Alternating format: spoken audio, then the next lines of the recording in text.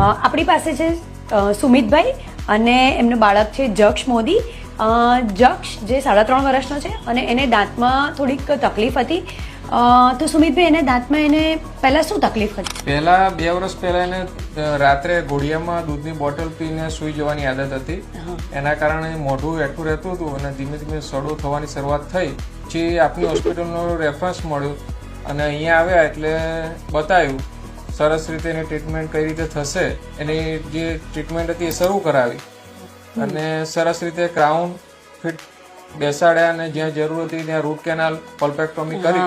અત્યારે ખૂબ જ સરસ એના દેખાય છે દાંત અને એને પણ કોન્ફિડન્સ આવ્યો અને સરસ અનુભવ રહ્યો. બસ એ છે મેઇન ઇમ્પોર્ટન્ટ કે બધું બરાબર રીતે ખાઈ શકે, કોન્ફિડન્ટથી સ્માઇલ આપી શકે. કારણ કે બોટલ ફીડિંગ હેબિટના લીધે આગળના દાંતને પણ ઘણો થાય તો છોકરાઓ કોન્ફિડન્ટ લૂઝ કરી દેતા હોય છે એટલા માટે એમ.